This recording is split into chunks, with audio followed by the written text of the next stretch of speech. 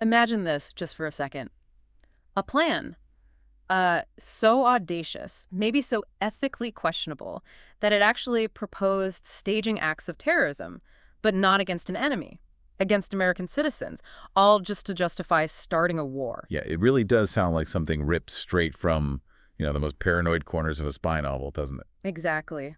A plot so chilling, so fundamentally un-American, you'd think, well, it seems impossible anyone could have seriously considered it. Mm. Yeah, what if I told you it was not only real, but it was a top secret proposal, meticulously drafted at the very highest levels of the U.S. military? Well, that's what we're digging into today. Welcome to the deep dive. This is where we sift through, stacks of sources, research, all the notes you provide to really unpack complex topics and pull out the most vital and often, frankly, hidden insights. And today we are plunging headfirst into one of the most controversial and, let's be honest, jaw-dropping documents in modern U.S. history, Operation Northwoods. Operation Northwoods. This 1962 proposal, originating directly from the Pentagon's most senior military command, the Joint Chiefs of Staff no less, laid out this almost unbelievable strategy. Unbelievable is a word. We're talking false flag attacks, including things like hijackings, bombings, even potentially assassinations, all meticulously designed, spelled out, to provoke a full-scale invasion of Cuba. So our mission today, our deep dive, is to really illuminate the chilling details of this plan. We need to understand the historical context, like how could anyone even conceive of such a proposal back then? Exactly, and explore the profound ethical questions it raises, about the limits of military power, the absolute necessity of civilian oversight in a democratic society, and, well, the potential for a government to actually manufacture consent for war. We're going to show you just how close the United States came to a conflict that was essentially manufactured and what that means for how we understand history, public trust, and, the constant vigilance that's required in a democracy. Yeah, this deep dive is going to reveal some pretty astonishing truths about a period that we often view through more maybe heroic lens. All right, let's unpack this extraordinary piece of history then.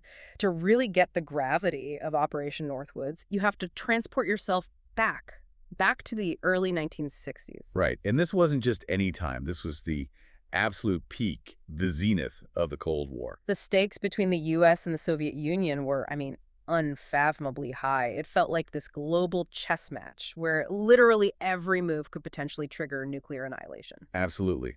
The fear of communism wasn't just, some political talking point. It was this pervasive, almost palpable anxiety that seeped into everything in American life. Yeah, you had the Berlin Wall going up, the space race heating up, the whole shadow of McCarthyism still lingering. It was intense. And in this incredibly tense, ideologically charged climate, Cuba, just 90 miles off the coast of Florida, right there it transformed almost overnight into this explosive flashpoint. Fidel Castro.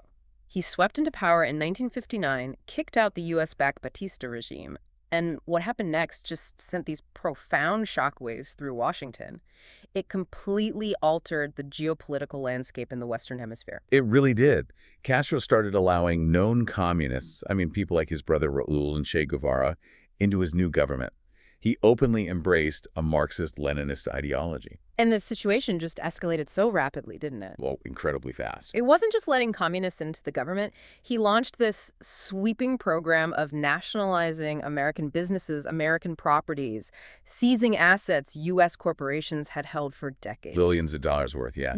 And then to really, solidify his anti-American stance and find a powerful ally, he significantly improved relations with the Soviet Union. Which basically meant establishing a communist outpost, complete with Soviet military advisors and eventually, we know, Soviet missiles right in America's backyard.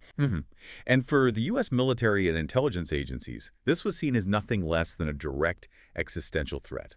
Right here in the Western Hemisphere, it ignited this profound concern, this desperate urgency to do something. The idea of a Soviet beachhead that close to American shores, it was just unacceptable to them. Precisely. And this growing fear, this aggressive posture towards Cuba, it wasn't happening in a vacuum. It was part of a much bigger, highly aggressive anti-communist initiative known generally as the Cuban Project. Right, the Cuban Project. That was the umbrella term, wasn't it? For all these covert operations designed to undermine Castro, maybe overthrow him eventually. Exactly. And one of the most infamous parts of that was Operation Mongoose, which was this widespread, sometimes frankly absurd effort involving everything from propaganda and economic sabotage. To those bizarre assassination attempts, Yeah. exploding cigars, poisoned wetsuits, that kind of stuff. Yeah, all that James Bond-esque stuff, but deadly serious in intent. And Operation Northwoods, as we're about to really get into, was just one piece, albeit an exceptionally audacious and disturbing one within this larger aggressive framework. So understanding that context is key. The intense Cold War rivalry, the very real perceived threat from Cuba just miles away, and this existing machinery of covert action, plus the desperation after the Bay of Pigs invasion failed so spectacularly. Absolutely crucial. It helps explain the mindset, the pressure cooker environment where something like Northwoods could even be conceived. The pressure to do something about Castro was just immense within certain circles in Washington, especially the military. Okay, so here's where the story takes that really chilling turn. It just highlights the desperate measures that were being seriously considered. Because this wasn't just some, fleeting idea, some speculative thing tossed around late at night by a junior analyst. Operation Northwoods was formal. It was a meticulously detailed proposal. Right. It came right from inside the Department of Defense in 1962. And it was all laid out in a top-secret document. The title itself is revealing. Justification for U.S. Military Intervention in Cuba, TS. Top secret. So not just a suggestion, this was a blueprint, developed, signed off on, and authorized at the highest levels of military planning by the Joint Chiefs of Staff themselves. The very top uniformed leadership, which gives you a sense of just how seriously this was being pushed, at least within the military. And the core of that blueprint, that's what makes it so utterly unthinkable, so profoundly shocking, even looking back today. It is. The plan proposed, right there in black and white, that CIA operatives, Central Intelligence Agency operatives, would actively stage and commit acts of terrorism. But against whom? That's the kicker. Against American military and civilian targets, their own side. And then, the plan was to deliberately blame these attacks on the Cuban government. So the intent wasn't to respond to a real threat. It was to manufacture a pretext, create an excuse, one so undeniable, so emotionally charged, that it would galvanize overwhelming public support and international support, too, for a full-scale U.S. military invasion of Cuba. It was, in essence, a strategy of state-sponsored deception against its own citizens to trick them into supporting a war. Let's dig into some of those specific examples from the document, because they weren't vague about the kind of terror they had in mind. No, they were disturbingly specific. It explicitly recommended orchestrating a, quote, communist Cuban terror campaign in the Miami area, in other Florida cities, and even in Washington. Right, in major American cities. Think about that, not some remote outpost. This was about bringing the terror home, making everyday Americans believe they were under direct attack by Castro's Cuba. An enemy that, in reality, was being framed by their own government. Imagine the panic that would cause, the outrage, the immediate calls for retaliation. Exactly. And to be clear, this proposed campaign involved the direct, quote, bombing of civilian targets. Bombing civilian targets. Yes. And the document is explicit about the aim: to paint a false image of Fidel Castro and misinform the American public. Wow. That phrase, misinform the American public, right there in a top-secret military plan, that's a crucial takeaway for you listening. It shows the extraordinary lengths some elements in the military were willing to consider. Not just to achieve a military objective like taking Cuba, but to actively manipulate public opinion, to manufacture the consent needed for war. It wasn't about responding to an actual attack. It was about creating the perception of one by exploiting the public's fear and patriotism. And if you think bombing civilian targets is shocking, it actually gets even more disturbing. It moves from this generalized terror to specific horrific acts. Yeah, the proposals included the truly awful suggestion of, quote, sinking boats of Cuban refugees on the high seas. Just pause on that for a second. Sinking boats filled with refugees. People fleeing Castro's Cuba, desperately trying to reach freedom in the United States. Turning these asylum seekers into pawns in a deadly game. Deliberately causing their deaths just to create a public outcry against Cuba. A manufactured tragedy designed purely to inflame public opinion. The callousness, the sheer disregard for human life and dignity in that single proposal, it's genuinely staggering. It's a calculated decision. Sacrifice innocent lives for a political goal. And there was more. The plan also contemplated the, quote, possible assassination of Cuban immigrants. Again, these aren't combatants. These are people who had sought refuge, sought a new life in the U.S., and the plan considered murdering them, again, to further this geopolitical agenda. It pushes the ethical boundaries to such an extreme. It blurs the line between, legitimate targets and innocent civilians. It suggests a profound moral vacuum in how this was being thought through. You have to wonder, where does a policy like that even end? So what was the point of all this? From the perspective of the generals who signed off on this, what was the desired end result? Well, the document spells it out directly. Quote, "The desired result from the execution of this plan would be to place the United States in the apparent position of suffering defensible grievances from a rash and irresponsible government of Cuba." Apparent position? Defensible grievances? Keywords there. Exactly. And it continues. "And to develop an international image of a Cuban threat to peace in the Western Hemisphere." So it wasn't about justice or defense in the way we normally think about it. It was about meticulously crafting a story, a narrative, an international image that would create an unassailable justification for an invasion that the U.S. military clearly already wanted. It was pure psychological warfare, waged not just against Cuba, but potentially against the American people and the international community as well. To create this perception of Cuba as aggressive, destabilizing, even if that perception had to be entirely fabricated using fake attacks. It reveals a deeply cynical view of public opinion, doesn't it?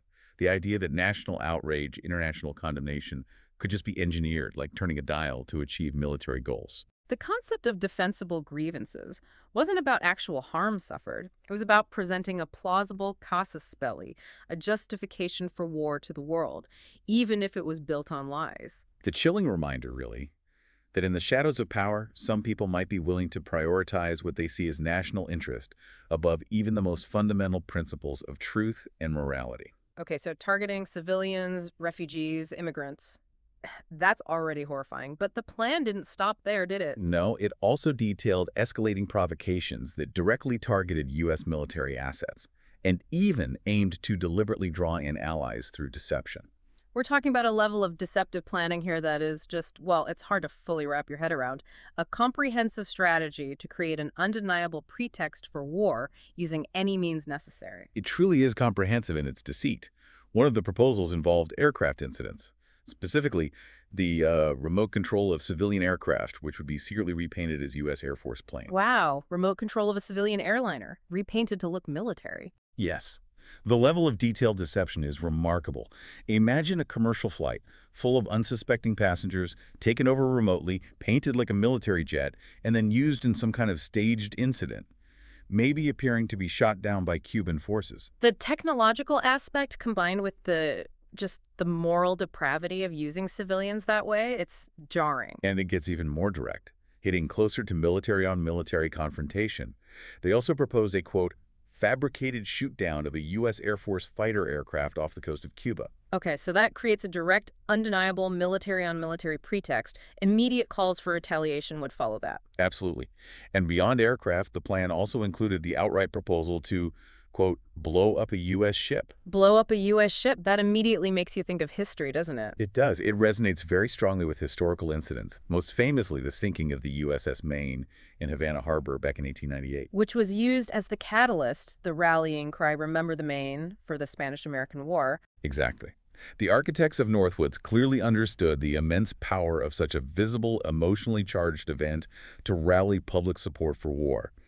The fact that they were willing to potentially replicate such a historical pretext through deliberate deception is, oh, it's stunning. They also had plans involving Guantanamo Bay, didn't they, using the U.S. base there? Yes, the document went further, outlining plans for coordinated incidents, specifically, quote, in and around Guantanamo to give genuine appearance of being done by hostile Cuban forces. So using the base itself as a stage. Precisely. Guantanamo Bay Naval Base, already U.S. territory on Cuban soil, was seen as an ideal staging ground. Because of its proximity, the existing tensions, it was perfect for these manufactured provocations. And the plan detailed the U.S. response. Oh, yes, meticulously. The proposed U.S. response would then involve, quote, offensive operations to secure water and power supplies, destroying artillery and mortar emplacements which threaten the base. Which would naturally escalate things. Exactly. This, in turn, the document predicted, would lead to, quote, large-scale United States military operations, providing the initial foothold, the justification needed for a full-scale invasion. They were leveraging existing military infrastructure for their deceptive goals. The whole strategy, the broader picture here, seems truly insidious.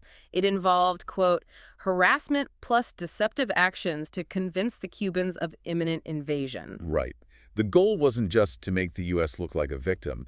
It was to actively provoke Cuban reactions, push them, bait them into doing something defensive. And then twist that reaction, misrepresent it, and use it as, quote, legitimate provocation for the invasion the military already wanted. It's a classic bait and switch, Yep. designed to push Cuba into a corner, force a response, and then spin that response as aggression, thereby validating the U.S. military's desire for intervention. Make Cuba react defensively, then claim they were the aggressors. And this wasn't just Northwoods, right? There are other similar ideas floating around under that wider Operation Mongoose umbrella. That's right. The Department of Defense kept generating similar, equally disturbing proposals. They were exploring basically every avenue to find or create a pretext. Like what? Any examples? Well, for instance, there was something called Operation Bingo, another false flag plan, explicitly designed to, quote, create an incident which has the appearance of an attack on U.S. facilities, GMO, specifically Guantanamo, in Cuba, thus providing an excuse for use of U.S. military might to overthrow the current government of Cuba. So same goal, slightly different wrapper, fabricated justification for war. Exactly. No matter the cost, no matter the ethical implications, the objective was clear. But maybe one of the most, I don't know, audacious, morally questionable plots was something called Operation Dirty Trick. Ah, yes. Operation Dirty Trick. That one was incredibly cynical. The plan was to, quote, blame Castro if the 1962 Mercury crewed spaceflight carrying John Glenn crashed. Think about that. John Glenn's flight, it wasn't just any mission. It was this moment of immense national pride, a symbol of American ingenuity, technological prowess, a huge source of hope during the Cold War. And they were ready to exploit a potential tragedy, the potential loss of an American hero, for political gain. That was the plan. And they even figured out how they'd do it by, quote, manufacturing various pieces of evidence which would prove electronic interference on the part of the Cubans, planting fake evidence to blame Cuba for a potential space disaster. The ethical implications of that one, Operation Dirty Trick, they just seem profound. It goes beyond simple deception. Absolutely. To even contemplate using a potential space tragedy, something that would cause immense national grief, shock, sorrow for political gain. By fabricating evidence, blaming another country, it shows this stunning disregard for truth, for human life, for the public's trust. It's like weaponizing national sorrow, manipulating a symbol of American progress for geopolitical advantage. It really is a striking example of that ends justify the means mentality pushed to its absolute extreme. Imagine the public reaction. First, the grief over losing an astronaut, then the manufactured outrage at Cuba, a double trauma built on lies. What's also fascinating here, and maybe points to how ingrained this thinking was in some circles, is that even after General Lemnitzer, he was the chairman of the Joint Chiefs who signed Northwoods. Even after he left that position in the summer of '62. Right, he moved on. The Joint Chiefs continued to consider these kinds of pretexts well into 1963. That's a key point. This wasn't just a one-off proposal tied to one specific general that was immediately dismissed and forgotten. It speaks to a persistent, almost institutional desire within parts of the military leadership to find some justification, any justification, for invading Cuba. They were really persistent. So what kind of things were they considering later after Northwoods itself? Well, there was a different U.S. Department of Defense policy paper from 1963. It explored the idea of creating a situation where it would look like Cuba had attacked a member of the Organization of American States, the OAS. Ah, so involving other countries in the region. Exactly. And the document expressed confidence that by manufacturing this scenario, quote, the U.S. could almost certainly obtain the necessary two-thirds support among OAS members for collective action against Cuba. So using deception again, but this time to build international consensus, create legitimacy for military action through lies, aiming for that collective action approval. Right. Getting the OAS on board would make an invasion look much less like unilateral U.S. aggression. And it gets even more devious, doesn't it? Thinking about which other nations they were willing to drag into this web of deceit. It does. They actually suggested covertly attacking Jamaica and Trinidad-Tobago. Jamaica and Trinidad-Tobago, why them? Because they were newly independent nations at the time, and crucially, members of the British Commonwealth. Ah, the Commonwealth connection. Precisely. The audacious idea was to attack them, then falsely blame Cuba for these attacks, hoping to incite the United Kingdom into supporting a war against Castro. Wow. That's that's a truly complex game of intended deception, manipulating multiple nations, trying to shift international alliances, all to get the green light for invading Cuba. It shows the breadth of the scheming involved. Yeah. And just to really underscore how far they were willing to go to create that casus belli, that justification for war. Yes. One U.S. Department of Defense report even suggested trying to bribe someone inside Castro's government to launch an attack. Bribe a Cuban commander. Yeah. The document notes, quote, "The only area remaining for consideration then would be to bribe one of Castro's subordinate commanders to initiate an attack on Guantanamo." So, moving beyond just staging fake events themselves to actively corrupting the other side, trying to get them to launch a real attack that could then be used as the pretext. It speaks volumes about the desperation and the astonishing breadth of strategies they were considering, crossing profound moral lines in pursuit of what they saw as a necessary national interest. Okay, so let's just recap this point because it's crucial.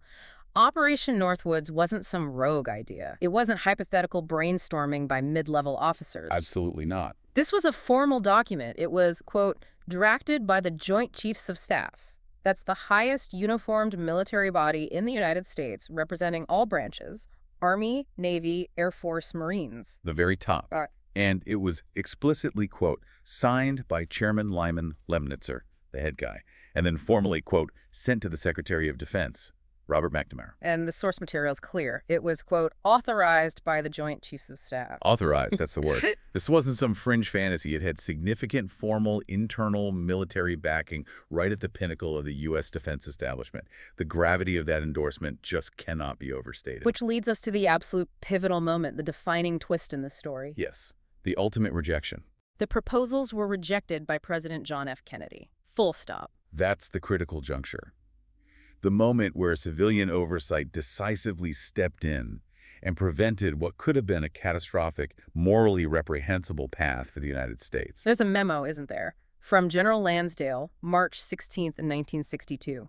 It captures Kennedy's reaction when the Joint Chiefs presented this stuff. Yes, and it's quite blunt. The memo reads, "The President said bluntly that we were not discussing the use of military force, that General Lemnitzer might find the U.S. so engaged in Berlin or elsewhere that he couldn't use the contemplated 4 divisions in Cuba." Said bluntly. Oh, I love that detail. No ambiguity there. He shut it down. Completely. And Kennedy's statement is incredibly powerful. Yep. It really highlights the immense significance of civilian oversight in a democracy, especially when it comes to using military force. You have the nation's most powerful military leaders, the Joint Chiefs, proposing this elaborate, dangerous, deceptive plan. And the president, the elected civilian commander-in-chief, has the ultimate authority, and in this case, the conviction to say, no, absolutely not. Kennedy's rejection wasn't just a no to this specific plan. It feels like a foundational assertion of democratic control over the instruments of war. It absolutely was. It prevented a path that could have led to unconscionable acts. Imagine the domestic repercussions if this had ever been exposed later. Oh, catastrophic. In a deeply, deeply damaged international reputation.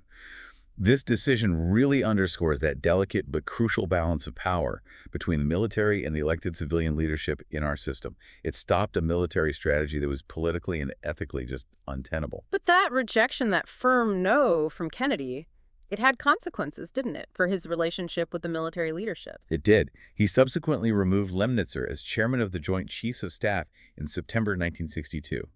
Now, it's worth noting, Lemnitzer didn't just disappear. He later became Supreme Allied Commander of NATO, a huge job. So his career wasn't exactly tanked. But the message was sent, perhaps? Perhaps. But for many U.S. military leaders, this decision, combined with other things Kennedy did or didn't do regarding Cuba, led them to, quote, perceive Kennedy as going soft on Cuba. There was real frustration in the Pentagon. Oh, absolutely. A deep-seated frustration regarding Kennedy's perceived lack of resolve, his unwillingness to just go in and take Castro out after the Bay of Pigs failure. And this wasn't an isolated point of friction either, was it? It fit into a wider pattern of tension between Kennedy and the top brass. Exactly. A rift between Kennedy and the service chiefs had already been pretty evident during the really intense disagreements over strategy during the Cuban Missile Crisis, just a few months later in October 1962. Another incredibly intense period of brinkmanship involving Cuba. Right. And that tension, that friction, it flared up again, as the sources say, with Kennedy's announcement in June 1963 of a unilateral U.S. test ban treaty with the Soviets. Mhm. Many military leaders viewed that treaty with deep skepticism, even outright opposition. They feared it would hamstring the U.S. and give the Soviets an advantage in weapons development. So, Northwoods, the missile crisis, the test ban treaty, these incidents collectively paint this picture of ongoing, deep-seated tensions, differing philosophies between President Kennedy and significant segments of the military leadership. Yeah, about Cold War strategy, about the acceptable limits of military action, about the threshold for using force. Kennedy often found himself really at odds with his top generals and admirals. What's also really striking, maybe even telling, is something within the Northwoods document itself. Despite outlining these incredibly extreme, deceptive measures, Yes. the document actually acknowledges the inherent risks involved, That's right. especially in a democracy. That's right. It contains this fascinating passage. It states, quote, "Any of the contrived situations described above are inherently extremely risky in our democratic system in which security can be maintained after the fact with very great difficulty." Wow, extremely risky, very great difficulty maintaining security after the fact. They knew it could blow up in their faces. They absolutely did, and it continues. If the decision should be made to set up a contrived situation, it should be one in which participation by U.S. personnel is limited only to the most highly trusted covert personnel. This suggests the infeasibility of the use of military units for any aspect of the contrived situation. So basically admitting, look, this is so dangerous, so likely to leak in our open society, that we probably can't even use regular military units. It has to be super secret spies, and even then. Exactly. It's this crucial internal admission. They recognize the extreme nature of the plan, the potential for disastrous fallout if it ever came out. They knew how dangerous it was to democratic norms, how easily it could unravel and expose the entire operation, even as they were formally proposing it. It highlights this incredible tension, doesn't it, between the desired military objective, get Cuba, and the democratic values they were technically sworn to protect. A profound tension. So after this incredible, chilling plan was conceived by the Joint Chiefs, formally proposed, and then definitively rejected by President Kennedy, it just vanished, went into the classified vaults. Pretty much. For over 3 decades, more than 30 years, these shocking proposals remained buried, classified top secret. The American public, the world, had absolutely no idea that such a conversation, such a proposal, had ever taken place at the highest levels of their government. It just existed in the classified archives, a dark secret from a very desperate time in the Cold War. That's right. And the truth only started to emerge much later through a very specific and significant process. Which was? The John F. Kennedy Assassination Records Collection Act of 1992. The JFK Act, passed in response to all the controversy and public demand for transparency after Oliver Stone's movie JFK. Exactly. This landmark act mandated the declassification of a truly staggering volume of government records related to Kennedy's assassination and the surrounding context. We're talking a total of 4 million documents eventually declassified under this act. 4 million documents, a colossal effort to try and shed light on that pivotal, traumatic moment in American history. And somewhere among those millions of pages, quietly tucked away, waiting to be found by researchers, was the Operation Northwoods document. But the public release wasn't like, bam, here it is on the front page of the New York Times, right? It was more gradual. Much more gradual. The document itself was originally made public, technically declassified and released on November 18, 1997. This was done by the John F. Kennedy Assassination Records Review Board, the ARRB, which was the independent body set up by the 1992 Act to oversee the declassification. So, 1997, they released 1,521 pages of once secret military records from that 1962-1964 period, and Northwoods was in there. Correct. But even though it was technically public record, access was still pretty limited initially. Finding it required digging through these newly released files. It wasn't widely publicized right away? Not really. The key parts, the really explosive bits, the Appendix to Enclosure A and the Annex to Appendix to Enclosure A, which contained the most disturbing proposals for the false flag terror attacks, those were first published online by the National Security Archive. The National Security Archive at George Washington University, they do great work digging up declassified documents. That's them. They put these sections online on November 6, 1998. and it was specifically done as part of a joint venture with CNN. Ah, for CNN's big documentary series on the Cold War. Exactly. It was intended as a documentation supplement for Episode 10, Cuba, which aired later that month, November 29th, 1998. So for a small, very informed segment of the public people watching that specific show, researchers following the archive's releases, the details started to emerge in late 98. But still not exactly common knowledge, right? It wasn't making huge headlines then. No, not really. Yeah. Widespread public awareness took longer. The National Security Archives published the Northwoods document online in a more complete form, including the crucial cover memoranda showing who signed off on it, on April 30th, 2001. That made it more accessible. But the real breakthrough into public consciousness came later. Yes. Crucially, as our sources highlight, widespread public knowledge of Operation Northwoods did not come until 2001, with the release of a book by the author James Bamford titled Body of Secrets. Bamford, the journalist who specializes in the NSA and intelligence agencies. That's him. So even though the document had been declassified years earlier, even though parts were online, it really took a dedicated journalist digging into it, writing about it accessibly, contextualizing it for a broader audience in a major book, for the shocking details to truly penetrate the public consciousness and ignite a much wider conversation. It really highlights the difference between something being technically declassified and the public actually becoming aware of it, doesn't it? Absolutely. Information release doesn't automatically equal public understanding. And the impact of that eventual awareness when Bamford's book came out and the story spread, what was the effect? Well, the declassification of Operation Northwoods, along with countless other similar documents revealing covert actions and questionable plans from that Cold War era, it undeniably fueled decades of distrust in government. You can see why. When citizens discover that their own government seriously considered, even if rejected, such extreme and deceptive measures against its own people. It shakes the very foundation of trust, doesn't it? It makes you question everything. What else might be hidden? What other truths might be obscured behind that veil of national security classification? The revelation becomes this prime exhibit, Exhibit A maybe, for why government transparency is so vital, and how its absence, or the perception of its absence, can breed deep suspicion and cynicism. And this kind of revelation, concrete proof of high-level planning for false flag attacks, Yeah. it provides incredibly potent fuel for what we now understand as conspiracy theories, or perhaps more broadly, a deep skepticism of official narratives. Yeah, it forces people to confront really difficult questions. How far might a state actually go to achieve its objectives? It pushes the boundaries of what people thought was possible or plausible. Exactly. It prompts these debates about, quote, how far democracy might go in manufacturing consent for war. And how deeply can the public really trust the official story when something like this was on the table? If this plan was seriously considered and signed off on by the Joint Chiefs, what else might have been considered? What else might have been done?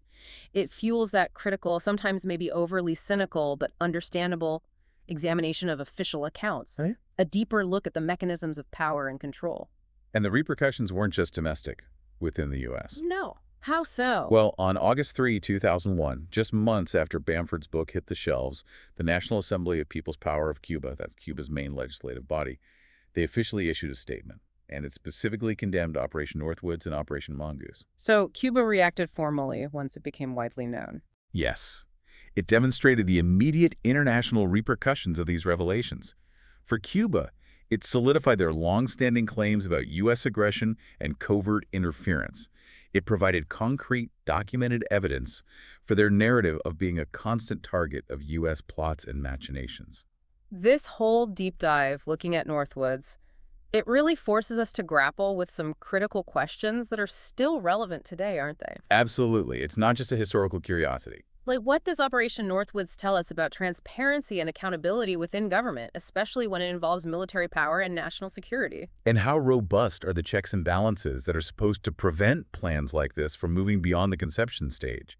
How effective are they really at holding those who propose such things accountable? And maybe the biggest question, what does it mean for democracy when such extreme deceptive plans aiming to manipulate its own citizens into supporting a war, can be conceived, formalized, authorized at the very highest levels, even if rejected, the fact they got that far?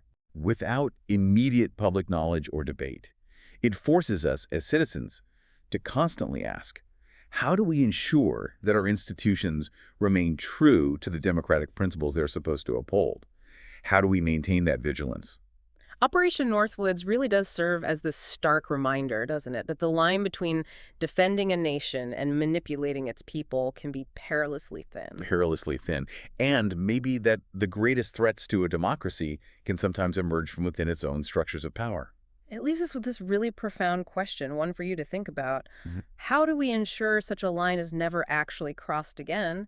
And how do we collectively maintain vigilance over the extraordinary powers that reside within government? How do we make sure those powers are always exercised within clear ethical boundaries and always under the watchful eye of an informed public?